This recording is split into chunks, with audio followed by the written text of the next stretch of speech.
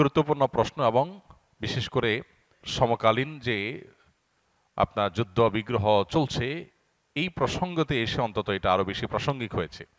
প্রথম কথা হলো, নবী করিম সাল্লাল্লাহু আলাইহি সাল্লামের পুরো জীবন জুড়েই যুদ্ধ সংগ্রাম করেছেন তিনি, এটা পুরোপুরি সঠিক নয়। সংগ্রাম করেছেন সেটা সঠিক, কিন্তু যুদ্ধ করেছেন পুরো জীবন জুড়ে এটা সঠিক নয়। কারণ নবী করিম সাল্লাল্লাহু আলাইহি সাল্লামের 63 বছরের জীবনের শেষ 10টি বছর, বিশেষ করে মদিনা হিজরতের পর তার উপরে যুদ্ধ চাপিয়ে দেয়া হয়েছে।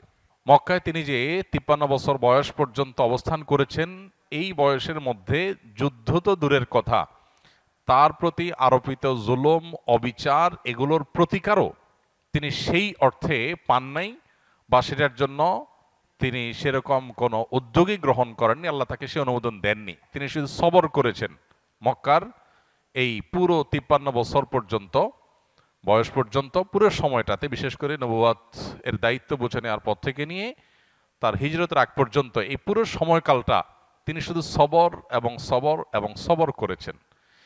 মদিনায় আসার পর যখন তার উপরে একের পর এক আগ্রাসন যুদ্ধ চাপিয়ে দেওয়া হয়েছে, তখন তিনি যুদ্ধ করতে বাধ্য হয়েছেন। তার যুদ্ধগুলো অনেক ইতিহাসবিদদের মতেই প্রায় সবগুলোই ছিল প্রতিহতমূলক, আত্মরক্ষামূলক।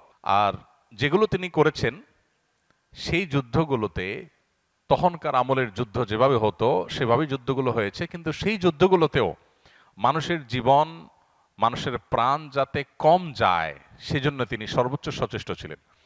আজকে যারা নবী সাল্লাল্লাহু আলাইহি সাল্লামের জীবনে যুদ্ধ বিগ্রহ দেখে তাকে নাউজুবিল্লাহ যুদ্ধবাজ বলে, তারা নিজেদের দিকে একবার ফিরে তাকাবার সুযোগ হয়তো পায় না। প্রথম এবং দ্বিতীয় বিশ্বযুদ্ধে সাকুল্যে প্রায় 90 থেকে 100 মিলিয়ন মানুষ নিহত হয়েছে, এবং এটা কারা করেছে? মুসলমানরা নিশ্চয়ই করে নাই।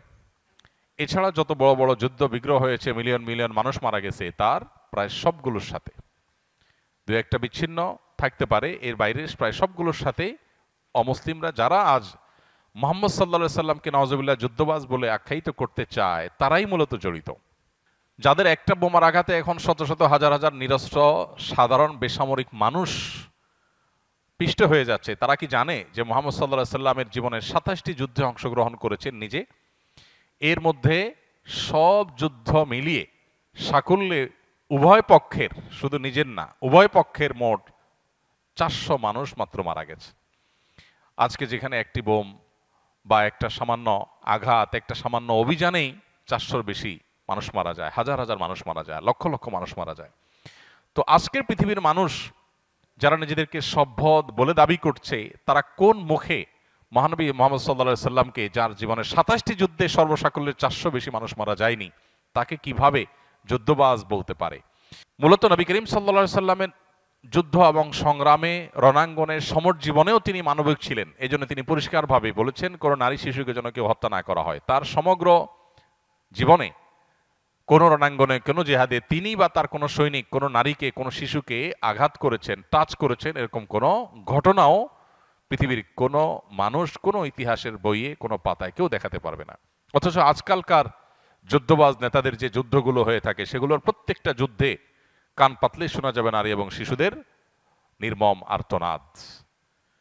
আজকে যেখানে কার্পেট বোমা মেরে পুরো এলাকাকে সমান করে দেওয়া হয়, বোমার নিচে কি ফসল পড়লো, না দালান কোঠা পড়লো, সামরিক মানুষ পড়লো, বেসামরিক মানুষ পড়লো, হসপিটাল পড়লো, এরকম কোনো বিবেচনা যখন করা হয় না, সেই সময় যদি সমালোচনা করা নবী করিম সাল্লাল্লাহু আলাইহি সাল্লামের যুদ্ধের, তাহলে সেটা হাস্যকর। কারণ নবীজি সাল্লাল্লাহু আলাইহি সাল্লামের যুদ্ধে তিনি এতটা দায়িত্বশীল ছিলেন যে তিনি যুদ্ধ পূর্ববর্তী দিক নির্দেশনায় তার মুজাহিদদেরকে, সৈনিকদেরকে, সাহাবীদেরকে তিনি নির্দেশনা দিতেন যে কোনো ফল ফসলের ক্ষতি করা যাবে না, কোনো দালান কোঠা ভাঙা যাবে না।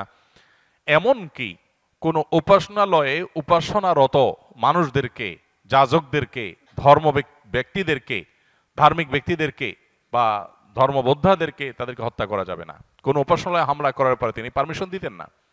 অথচ আজ টার্গেটই করা হয় ধার্মিকদেরকে এবং ধর্মীয় প্রতিষ্ঠানগুলোকে। অতএব আজকের পৃথিবীর মানুষের কোনো অধিকার নাই নবী সাল্লাল্লাহু আলাইহি সাল্লামের যুদ্ধ জীবন নিয়ে প্রশ্ন তোলার, বরং তাদের সুযোগ আছে শিক্ষা গ্রহণ করবার, যে যুদ্ধের ময়দানেও কিভাবে মানুষ মানবিক হতে পারে। নবীজি সাল্লাল্লাহু আলাইহি সাল্লাম মুসলা করতে নিষেধ করেছেন। মুসলা মানে কি? মুসলা মানে হলো লাশের অঙ্গ প্রত্যঙ্গ কেটে কেটে বিচ্ছিন্ন করা এবং সেটা নিয়ে পৈশাচিক উল্লাস আনন্দ করা, এটার উপরে নবী সাল্লাল্লাহু আলাইহি ওয়াসাল্লাম কঠোরভাবে নিষেধ করেছেন। এবং তার এতগুলো যুদ্ধ হয়েছে, তার কোনো যুদ্ধেই কোনো এত বড় বড় কাফেররা ছিল, এত বড় বড় শত্রু ছিল, আবু জাহাল, আবু লাহাব, যারা একসময় মুসলমানদেরকে হিজরতের আগে নির্মম আচরণ করেছে, অমানবিক বহু জঘন্য জঘন্য কর্মকাণ্ড করেছে, তাদেরও লাশের সাথে অমানবিক, অবমাননাকর, অসম্মানজনক কোনো আচরণ মুসলমানরা করেন নাই।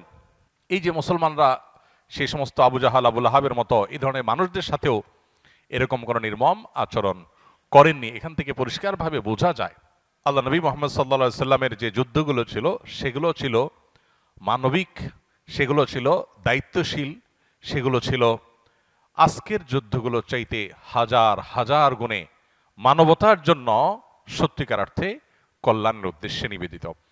নবী করিম সাল্লাল্লাহু আলাইহি সাল্লামের যুদ্ধগুলো আজকের জীবনের যে সমস্ত যুদ্ধগুলো, আজকের পৃথিবীতে যে সমস্ত যুদ্ধগুলো পরিচালিত হয়, এগুলোর মতো ছিল না। এগুলো হয়ে থাকে সাম্রাজ্যবাদ প্রতিষ্ঠা করার জন্য, কর্তৃত্ববাদ প্রতিষ্ঠা করার জন্য, খবরদারি প্রতিষ্ঠা করার জন্য, জমি দখলের জন্য, দেশ দখলের জন্য। নবী সাল্লাল্লাহু আলাইহি সাল্লামের যুদ্ধগুলো ছিল হলো আত্মরক্ষার জন্য, জুলুমকে নিপাত করবার জন্য, তিনি নিজের সাম্রাজ্যকে বিস্তার করবার জন্য যুদ্ধে সংগ্রামে লিপ্ত হন নাই। অতএব তার যুদ্ধ এবং এখনকার যুদ্ধগুলোর ভিতরে আকাশ এবং পাতাল তফাত।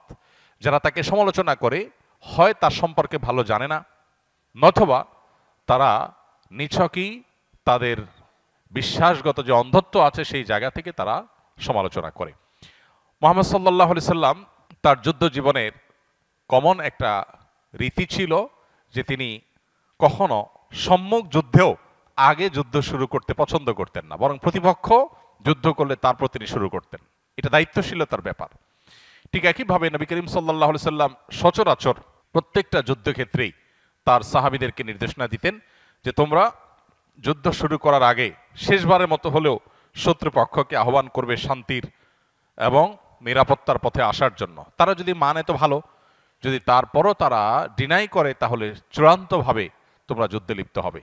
এতগুলো লেয়ার, এতগুলো ব্যারিয়ার পার করে তারপরে যুদ্ধে লিপ্ত হলেও সেখানে যাতে কোনো অমানবিক আচরণ করা না হয় সেই ব্যাপারে তিনি সর্বোচ্চ সচেতন ছিলেন। আজকের পৃথিবী, পরিবেশ, নারী এবং শিশু, এই তিনটা বিষয়ে খুব কনসার্ন। আমাদের মনে হয় যে আজকের পৃথিবী মানব ইতিহাসের সবচাইতে পরিবেশ সচেতন পৃথিবী, সবচাইতে মানবতাবাদী পৃথিবী, সবচেয়ে নারী অধিকার ব্যাপারে সচেতন পৃথিবী। অথচ যুদ্ধ বিগ্রহে পরিবেশের বিপর্যয়, এক একটা বোমার কারণে যেই পরিমাণ পরিবেশ বিপর্যয় হয়, যে পরিমাণ ক্ষয়ক্ষতি হয় ফল ফসলের এবং পরিবেশের, সেটা আমাদের কারোরই আর বোঝার বা জানার বাকি নেই। আর নারী শিশু নির্বিশেষে বেসামরিক মানুষ যেভাবে খুন করা হয় আজকালকার বোমা হামলার মাধ্যমে, তারও কোনো ইয়ত্তা নেই। আমরা সবাই কম বেশি এটা জানি। অথচ নবী করিম সাল্লাল্লাহু আলাইহি সাল্লামের সময়কার যুদ্ধে এর কোনোটি কিন্তু হতো না এবং দায়িত্বশীলতার সাথে এগুলোকে এড়িয়ে যাওয়া হতো।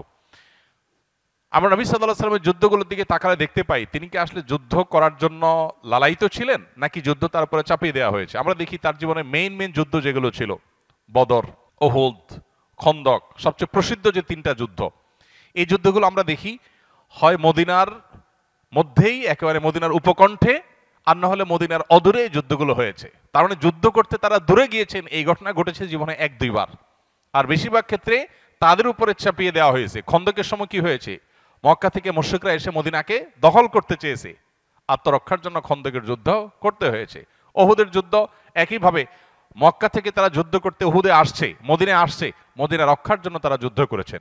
বদরের যুদ্ধ তাদের মক্কায় রেখে আসা সম্পদ, যেগুলো মক্কার মুশরিকরা জবরদস্তিমূলক রেখে দিয়েছিল, সেগুলো উদ্ধার করার জন্য যুদ্ধ করতে গিয়েছেন, সেগুলো উদ্ধার করার জন্য গিয়েছেন, অভিযানে, যুদ্ধের জন্য নয়। কিন্তু সেখানে গিয়ে যুদ্ধ পরিস্থিতি তৈরি হয়েছে, সেটাও কিন্তু মদিনার অদূরের, আপনার মক্কার তো চাই তুলনাতে মদিনার কাছে। তো সব মিলিয়ে নবী করিম সাল্লাল্লাহু আলাইহি সাল্লামের জীবনের জিহাদ আর আজকের যুদ্ধবাজ নেতাদের যুদ্ধ, এর সাথে আকাশ এবং পাতাল যত পার্থক্য, তার চাইতে বেশি পার্থক্য আছে। সেটা বোঝার জন্য শুধু আমাদের দরকার হলো সত্যিকারের ইতিহাস এবং সত্যিকারের ঘটনাগুলোকে জানা।